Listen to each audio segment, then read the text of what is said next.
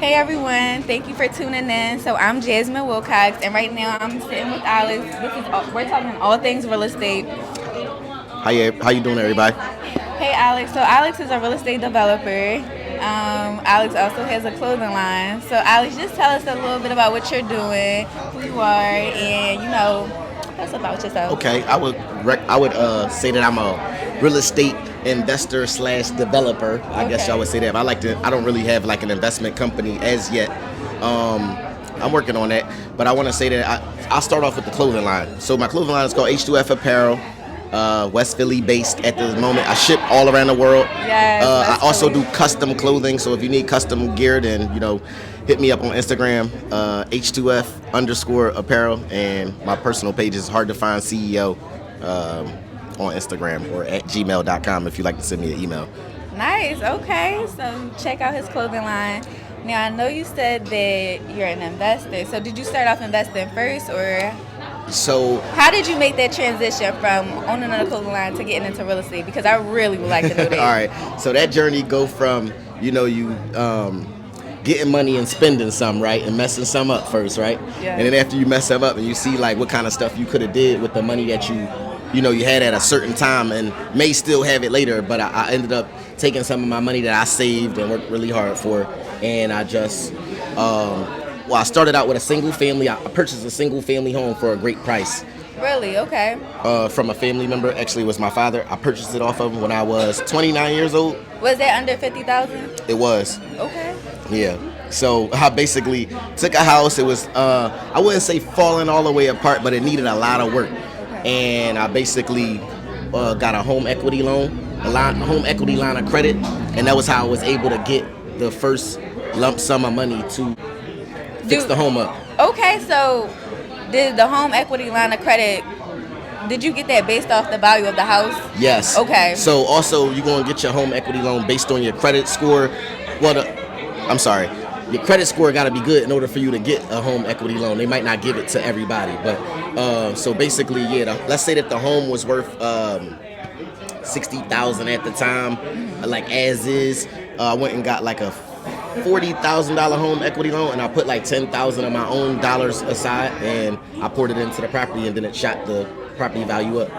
Nice. Okay. Okay. That's really amazing. Yeah. So Thank you. not a lot of money down. I mean, And to some people, 10,000 might have. I spent That- a little over 10,000 with like transfer of the titles and stuff like that. Okay. Let's just say altogether, I probably spent like a good 65,000. oh my goodness. No, not of my own money. Let's just say Maybe about 12 to 15. 15 to 20 of my own money. I would say.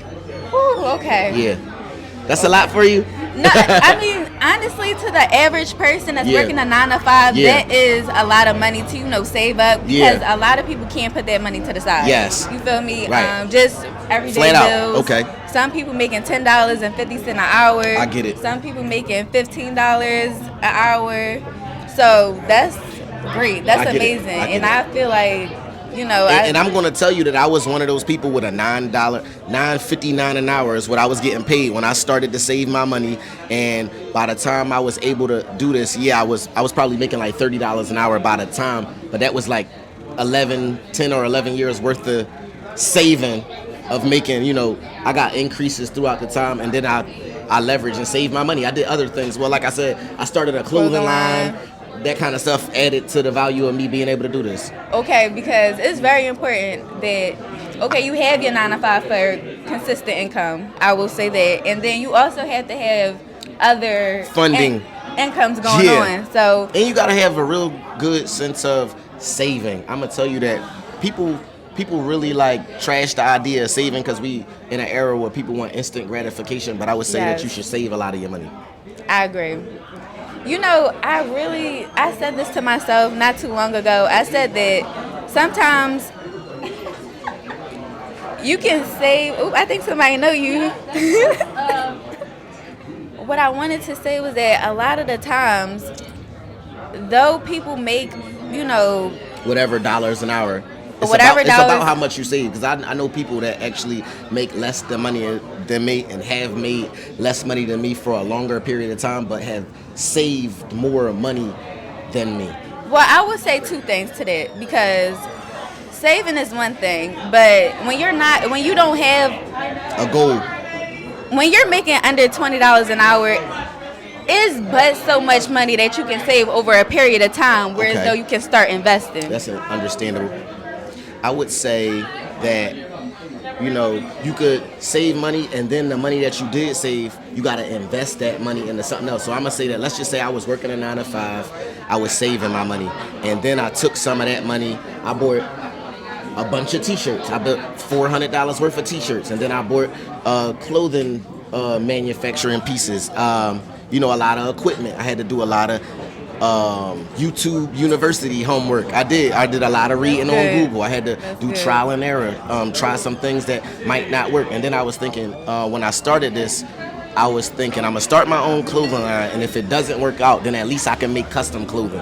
Okay. So I started out, I made my own clothing line. It just so happened within the first 2 weeks of me starting my clothing line, it worked out. And I just kept doing it. And then I transferred at a season to do custom clothing, funerals, teams, people who have businesses. That was the market that I was looking for.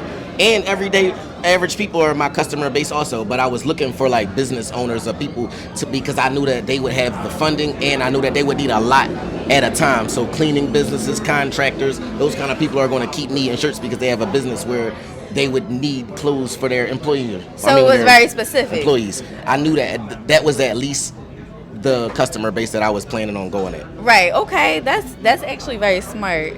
I like that. Yeah. I don't think a lot of people think of, It's whatever your niche is. I don't think that it has to even be like clothing. And let's just say that like you make, let's say you make like hand jewelry. I know women make a lot of like jewelry and stuff like that. It's about making the jewelry and then figuring out a way to market it to the people that you would like to market it to.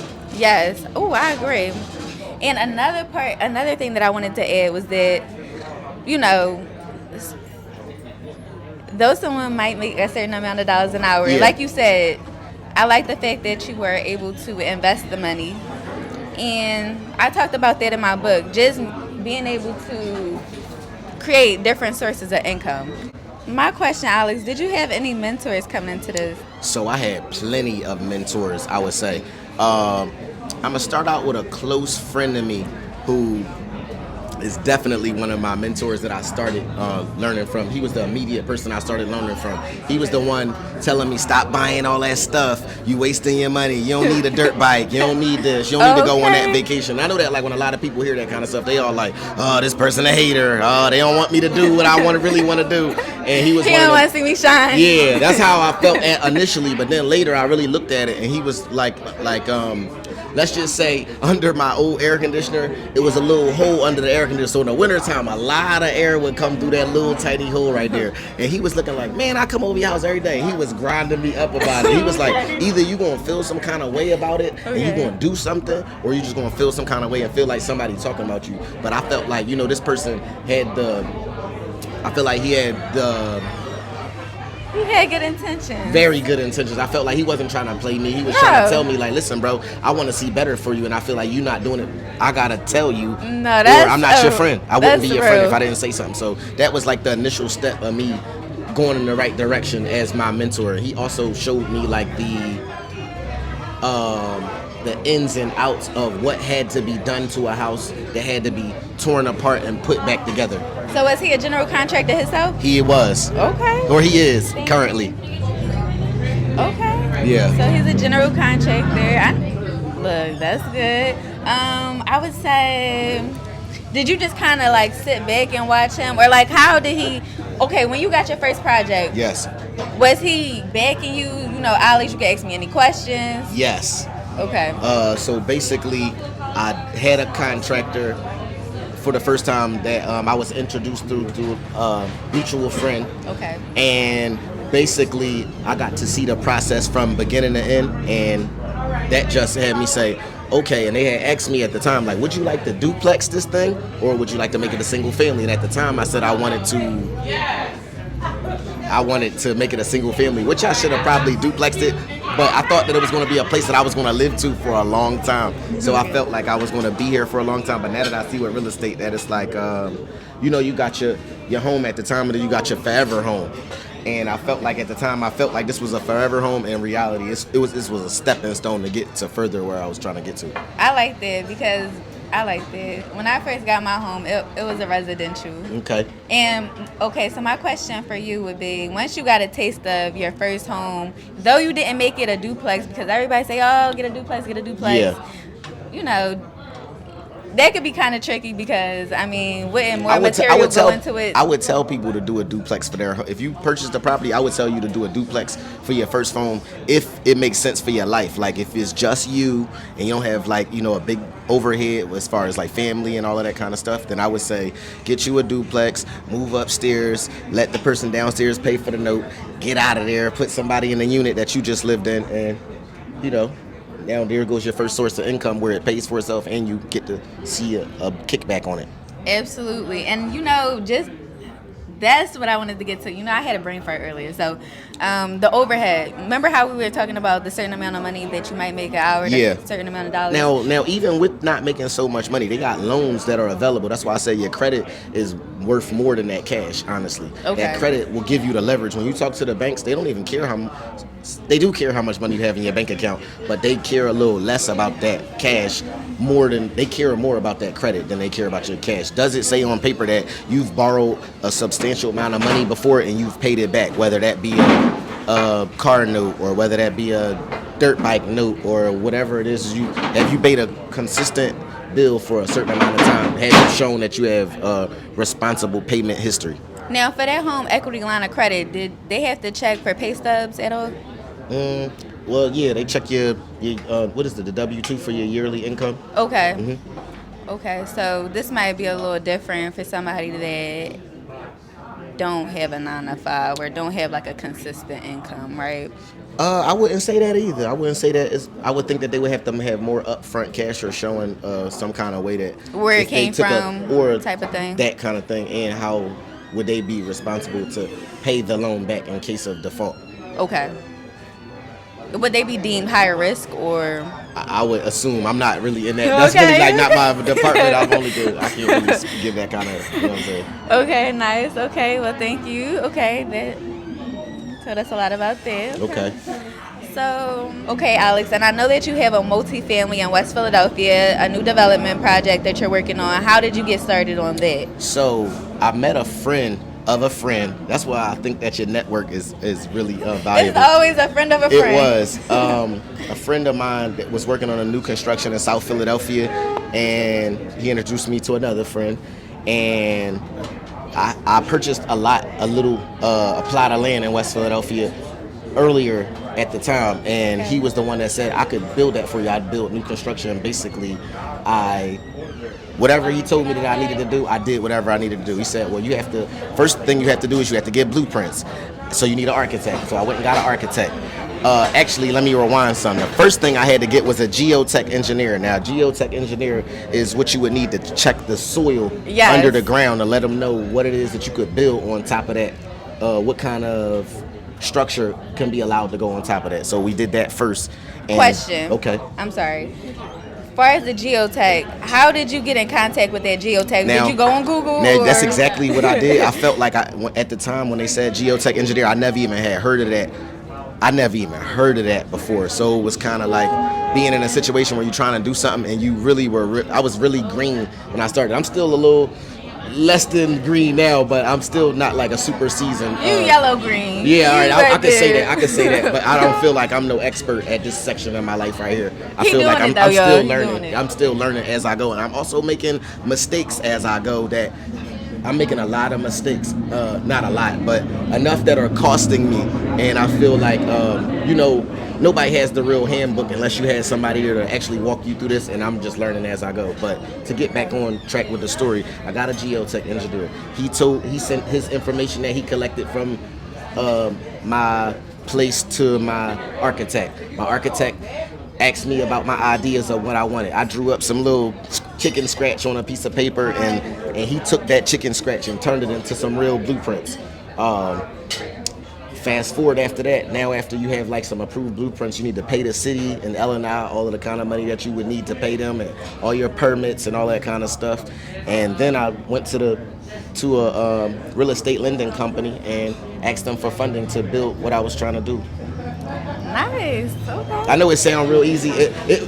It is as easy as what I just said, but it wasn't easy. It was a lot of time that goes into it. Yeah. Everything doesn't come back tomorrow or within a week. So a lot of stuff take maybe 60 to 90 days and different things like that. I needed a land surveyor. A land surveyor is like a person. I know that y'all see like when they're about to start construction, they put like the little sticks down and then wrap the little pink string around the sticks so that you could see like where you allowed to build at. Now I ended up having to pay for that 2 times because when I had got it done the first time, the spray paint kind of faded at the time. Like I had got that kind of early. Now did it fade because of the rain or? Yeah, just of time. I had got it. I was so in a hurry when I first started. I was hyped to just get whatever I needed, and it was like that's why I say like the little things that might cost you. You might say, well, you still gonna have to get it, but let's say that you get it at this time that's closer to the time. So now when my foundation guy gets there, he doesn't have to try to figure out where he's allowed to dig at. The lines would have been perfect. He would have been able to see him a little clearer. He would have known